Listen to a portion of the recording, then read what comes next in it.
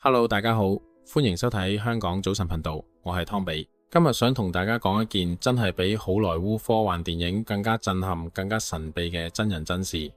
我哋平時聽得太多關於世界末日嘅預言，例如瑪雅預言、盲眼龍婆或者洛查丹馬斯，大多數人聽完都只係當作茶餘飯後嘅神棍吹水，笑下就過去。但係如果有一本書，佢寫完之後，美國中央情報局竟然大動干戈，第一時間將佢列為國家絕密檔案，封印喺情報局嘅保險箱入邊足足50年，完全唔俾公眾接觸。你覺得呢本書寫嘅嘢仲會唔會只係普通嘅科幻幻想？呢本書就係喺陰謀論界同神秘學界大名鼎鼎嘅亞當與夏娃的故事。時間倒流返去1963年，呢本書由一位叫陳托馬斯嘅學者兼工程師寫成。奇就奇在呢本書當時只係小規模印刷，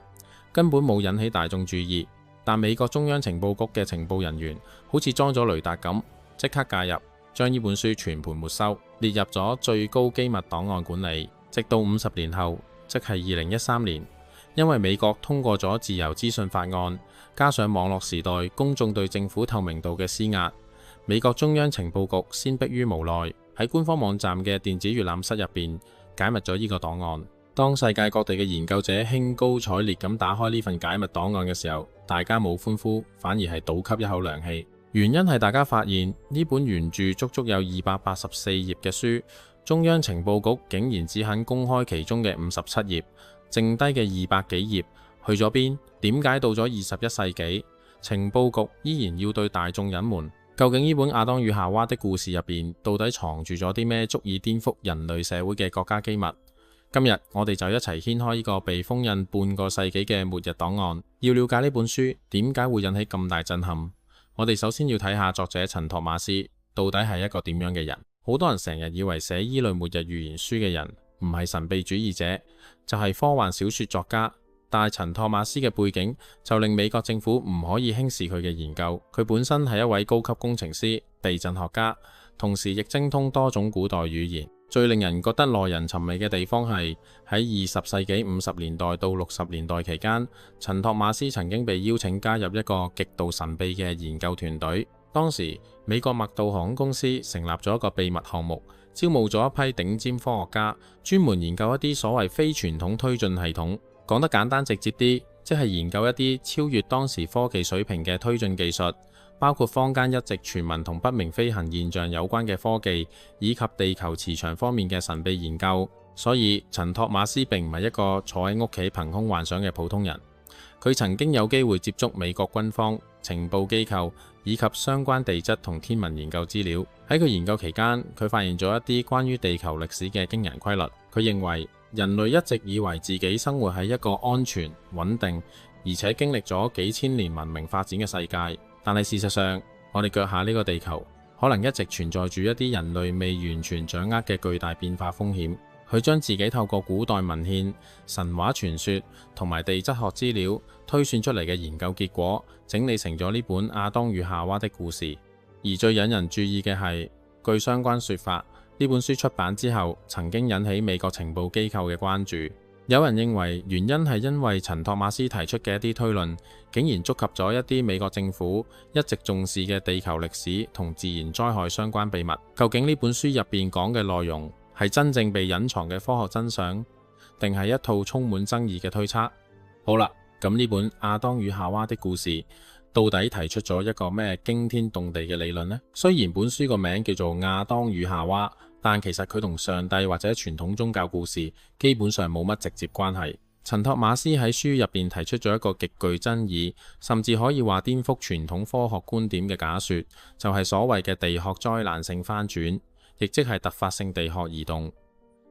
現今主流科學界都承認，地球磁場其實唔係永遠固定不變，而係會隨住時間慢慢移動。甚至喺地球歷史上，亦曾經發生過多次磁極倒轉，即係地球嘅南北磁極位置互相調換。不過，主流科學認為呢個過程通常係非常漫長，需要經歷幾千年甚至幾萬年時間，對人類文明唔會造成即時性嘅毀滅影響。但係陳托馬斯喺書入邊提出咗一個完全唔同嘅睇法。佢認為地球嘅磁極變化可能唔係一個慢慢發生嘅過程，而係會喺極短時間之內突然爆發。根據佢提出嘅理論模型，地球內部主要由高溫熔融物質同堅硬地殼組成。平時因為地球自轉產生嘅慣性同埋磁場運作嘅影響，地殼同地球內部基本上保持同步轉動。但係隨住漫長歲月累積，地球兩極嘅冰層可能越積越厚，重量亦越嚟越大，令地球質量分布出現變化。與此同時，如果太陽活動、宇宙能量或者其他未知因素令地球磁場去到某個臨界點，地球內部嘅流動層可能會出現巨大變化。而喺最極端嘅情況之下，陳托馬斯推測地殼可能會同地球內部產生劇烈分離。換句話講，即係地球外邊我哋生活嘅呢一層可能會出現大規模移動，而地球內部仍然維持原本嘅運動狀態。如果呢個假說真係發生，人類文明將會面對一場前所未有嘅全球性災難。不過要注意嘅係，呢套突發性地殼翻轉理論目前並唔符合現今主流地球科學嘅理解，亦未有足夠科學證據證明佢曾經發生過。但正正因為呢個理論牽涉到地球文明生存同末日想像，所以亞當與夏娃的故事多年嚟一直都引起大量討論，亦成為好多神秘學同另類科學研究者關注嘅作品。想像一下，一個正在高速旋轉嘅陀螺，你突然用手指撳住佢嘅外殼，但佢內部仲喺度瘋狂旋轉，會發生咩事？陳托馬斯形容喺地殼翻轉嘅那一天，整個世界會陷入無盡嘅黑暗與瘋狂。原因係地殼突然移位，原本喺赤道嘅地方可能會一瞬間被甩到北極，原本喺溫帶嘅城市會瞬間跌入零下幾十度嘅極寒。而最恐怖嘅係海水，當地殼突然移位、急剎車或者瘋狂旋轉嘅時候，地球表面龐大嘅太平洋、大西洋海水因為強大嘅慣性會維持原本嘅速度繼續向前衝，結果會係點？幾厘高，即係足足幾千公尺高嘅超巨大海嘯，會以超越音速嘅速度橫掃整個地球表面嘅所有陸地。不論你係幾高嘅摩天大樓、幾先進嘅科技、幾宏偉嘅防洪工程，喺幾千公尺高嘅超音速海嘯面前，都好似沙灘上嘅城堡一樣，一秒鐘就被沖得無影無蹤。幾日之內，成個地球嘅地貌會被重新洗牌，高山變成深海，深海變成陸地。海水退去之後，狂風暴雨伴隨住全球性嘅超級火山爆發，火山灰會遮天蔽日，地球進入漫長嘅冰河時期。而人類辛辛苦苦建立嘅幾千年文明、科技、互聯網、歷史記錄，會喺呢短短幾十個鐘頭內被徹底格式化歸零。聽到呢度，你可能會問：湯比呢個理論聽落好刺激，但有冇證據先？會唔會只係佢想象出嚟嘅末日劇本？陳托馬斯喺書入面寫到，呢個世界末日嘅大洪水根本唔係預言，而係歷史上會隔5600到7000首年就必然會發生一次嘅地球週期。佢指出，我哋依家呢代人類根本唔係地球上唯一或者第一代智慧文明。事實上，我哋已經係地球嘅第6代文明。喺我哋之前已經有5次高度發達嘅人類文明，但每一次發展到頂峰嘅時候，就剛好撞正呢個地殼翻轉嘅週期，結果全部被徹底抹去。而生還落嚟嘅極少數人類，因為失去咗所有工業同科技基地，只能赤身裸體喺荒野山洞入邊求生，重新由石器時代開始做起。陳托馬斯提出，世界各地神話嘅高度一致性，就係前人留俾我哋唯一嘅警告。例如聖經入邊講到嘅諾亞方舟，講述一場淹沒全球、連高山都見唔到嘅大洪水。中國神話入邊女媧補天嘅記載入邊寫住：天傾西北，地陷東南，江河水療並治。大家諗下，呢句說話形容嘅唔就正正係地殼翻轉、海水倒灌嘅畫面嗎？仲有蘇美爾文明嘅吉爾加美什史詩、瑪雅文明嘅毀滅神話，甚至古希臘哲學家柏拉圖筆下那個在一夜之間沉沒入海底嘅高度文明亞特蘭提斯。點解全地球所有互相冇接觸嘅古文明都有一個一模一樣嘅記憶？就係一場大洪水毀滅咗上一代世界。陳托馬斯話，因為呢個根本唔係神話，而係上一代文明殘存嘅生還者用口耳相傳或者用宗教神話嘅方式拼命想留俾後代嘅地質歷史記錄。而呢本書之所以命名為亞當與夏娃的故事，意思就係每一次災難過後，喺廢墟中活落嚟嘅那一個男人同一個女人，就會成為下一代文明嘅亞當與夏娃，重新繁衍人類。科學界其實亦都發現過一啲難以解釋嘅證據，例如科學家喺極度寒冷、寸草不生嘅北極圈，即係西伯利亞同阿拉斯加嘅凍土層入邊，挖出個保存得非常完好嘅長毛象屍體。奇就奇在，當科學家解剖呢啲長毛象嘅胃部時，發現裡面竟然仲有未消化完嘅新鮮熱帶溫帶植物根毛絲草。呢個現象用傳統地質學好難解釋。長毛象點樣可以一邊食住溫帶草，一邊瞬間被冰封，連胃部嘅草都來不切消化？除非佢原本生活嘅溫帶地區喺短短幾個鐘頭內，因為地殼翻轉，直接被甩到去北極圈，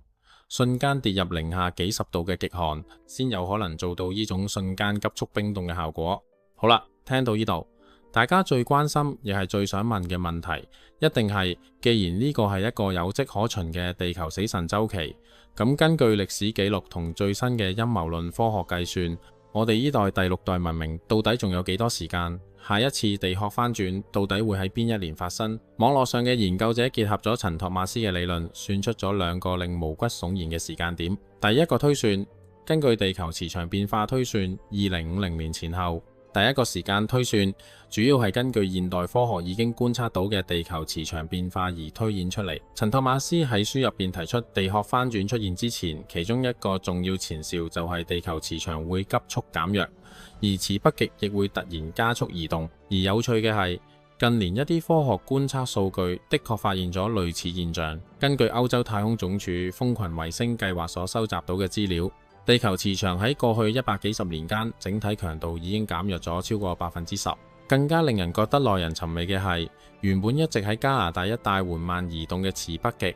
近幾十年突然好似踩進油門咁，以每年大約50幾公里嘅速度，快速向俄羅斯、西伯利亞方向移動。正正因為呢啲觀測結果，令唔少陰謀論研究者開始作出推算。佢哋認為，如果磁北極漂移速度繼續增加，而地球磁場又持續減弱，咁去到2030年至2050年之間，地球磁場有可能跌到一個所謂嘅臨界點。按照陳托馬斯嘅理論，一旦磁場弱到某個程度，地殼同地球內部一直維持住嘅平衡就有機會被徹底打破。因此，最悲觀嘅一派認為，如果呢套理論真係成立，所謂嘅全球性災難最快有可能會喺2050年前後出現。不過呢度要特別提醒大家，以上呢個時間推算並唔係主流科學界嘅結論，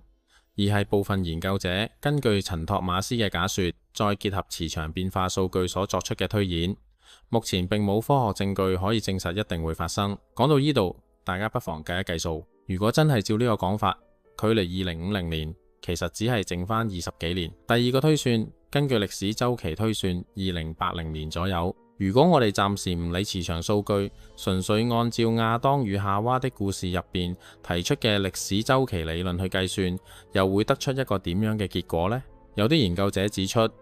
地球上最近一次出現大規模氣候變化同生態劇變嘅時期，大約係11600幾年前嘅新鮮女木事件結束前後。而有趣嘅地方係，呢個時間點亦經常被一啲另類歷史研究者攞嚟同亞特蘭提斯傳說互相對照。根據陳托馬斯喺書入邊提出嘅推論，地球文明似乎存在某種大型循環週期，大約每隔12000年左右就有可能出現一次重大變化。於是有啲支持者就用呢個數字去推算，如果由11600幾年前開始計，再套用呢個大約12000年嘅週期概念，推演出嚟嘅下一個關鍵時間點，大概就會落喺2080年前後。換句話講，如果按照磁場變化理論推算，得出嘅時間大約係2050年前後；如果按照歷史週期理論推算，得出嘅時間又大約係2080年前後。對支持呢套理論嘅人嚟講，最令佢哋感到震驚嘅地方就係呢兩個時間點竟然同樣落喺未來幾十年之內。於是有人開始進一步聯想，認為近年全球一啲超級富豪興建大型避難設施、地下堡壘，甚至投入太空探索同火星殖民計劃，可能同掌握咗某啲特殊資訊有關。不過呢度必須強調一點，目前並冇公開證據顯示任何國家、政府或者企業掌握咗所謂世界末日時間表。至於富豪興建地下設施，原因可能包括核戰風險、全球衝突、氣候變化、社會動盪，甚至純粹出於資產保護同個人安全考慮。而火星探索計劃，主流科學界亦一直將其定位為人類長遠太空發展目標，而唔係逃離地球嘅緊急撤離方案。但無可否認嘅係，當2050同2080呢兩個時間點被擺埋一齊嘅時候，確實令亞當與夏娃的故事增添咗幾分神秘色彩。究竟呢啲推算只係巧合，定係真係隱藏住某啲我哋未理解嘅自然規律？呢個問題直到今日依然冇人可以俾出一個真正確定嘅答案。好啦，既然有咁多歷史神話同時間巧合，我哋就要翻去今日最核心、最陰謀論嘅問題。點解中央情報局要沒收呢本書？如果陳托馬斯寫嘅全部都只係偽科學或者天馬行空嘅幻想，美國政府大可以由得呢本書喺書店公開發售。反正一本末日預言書，信嘅人始終有限。但正正因為咁，網上一直有人質疑點解呢本書會同中央情報局扯上關係。根據網上流傳嘅講法，有人認為如果一本書真係曾經受到情報機構關注，背後可能代表佢涉及一啲官方唔想公開討論嘅內容。不過究竟原因係乜，至今仍然冇確實證據。網上其中一個最流行嘅推測有兩個方向。第一就係有人相信陳托馬斯提出嘅災難週期有一定可信性，而有關部門擔心一旦引起大眾恐慌，可能會影響社會秩序，甚至衝擊金融市場。所以如果真係存在相關研究，理論上政府可能會選擇唔公開所有內容。不過要強調一點，呢個純粹係網上嘅推測，並冇公開證據證明政府曾經因為呢個原因而封存呢本書。至於第二個講法就更加充滿陰謀論色彩。有人認為陳托馬斯當年曾經參與過一啲機密研究項目，因此懷疑佢喺書入邊可能無意中提及咗一啲涉及先進推進技術、地球磁場研究，甚至反重力等敏感內容。按照呢個講法，如果真係涉及軍事機密，相關部門關注嘅就未必係所謂末日預言，而係擔心某啲研究內容外流。當然，以上都只係坊間流傳多年嘅推測，目前並冇公開證據可以證實。而最令人討論得最多嘅，反而係另一件事，就係喺2013年，中央情報局公開咗一份亞當與夏娃的故事相關文件之後，好多人發現公開出嚟嘅版本並唔係一本完整嘅原著。有人因此認為公開嘅只係部分內容，其餘章節並冇一同出現，於是引發咗各種猜測，甚至有人質疑係咪刻意有所保留。不過究竟缺少嘅內容係咪真係涉及重大秘密，定係因為版權、檔案保存或者其他行政原因而未有公開？截至目前為止都冇公開證據可以作出定論。正正因為咁，呢本亞當與夏娃的故事直到今日仍然係神秘學、另類歷史同埋陰謀論圈子入邊其中一本最具爭議亦最耐人尋味嘅作品。當然啦，講到最後我哋都要保持理性去睇呢件事。直到今日為止，主流科學界同地質學界依然唔接受陳托馬斯提出嘅突發性地殼翻轉理論。佢哋認為，按照目前對地球內部結構嘅了解，地殼並唔會好似書中描述咁突然同地球內部完全剝離。所以亞當與夏娃的故事入邊提出嘅好多內容，依家仍然屬於具爭議性嘅假說，而唔係已經被證實嘅科學事實。不過無論你信定唔信，呢本曾經同中央情報局檔案扯上關係嘅亞當與夏娃的故事，的確為我哋提供咗另一個角度去重新思考人類文明同地球歷史。當人類一直自認已經征服大自然，以為科技可以解決所有問題嘅時候，或者大自然一個微小嘅變化都足以提醒我哋，人類始終只係生活喺呢個星球上邊，而唔係真正控制住呢個星球。至於呢本書原本嘅完整內容，到底仲有冇其他章節未公開？如果有朝一日全部資料都能夠公開，入邊又會唔會有更多值得研究嘅內容？呢啲問題暫時都仲未有答案。至於陳托馬斯提出嘅突發性磁極翻轉理論，究竟只係一個大膽嘅假說，定係一個至今仍然充滿爭議、值得繼續研究嘅觀點？相信每個人都可以有自己嘅判斷。歡迎大家喺下邊留言區同我分享你嘅睇法。如果你中意今日呢集關於中央情報局檔案同亞當與夏娃的故事嘅深度分享，記得幫手點個讚訂閱我哋香港早晨頻道，再分享俾身邊同樣鍾意神秘學、歷史未解之謎同陰謀論題材嘅朋友。我係湯比，我哋下集再見，拜拜。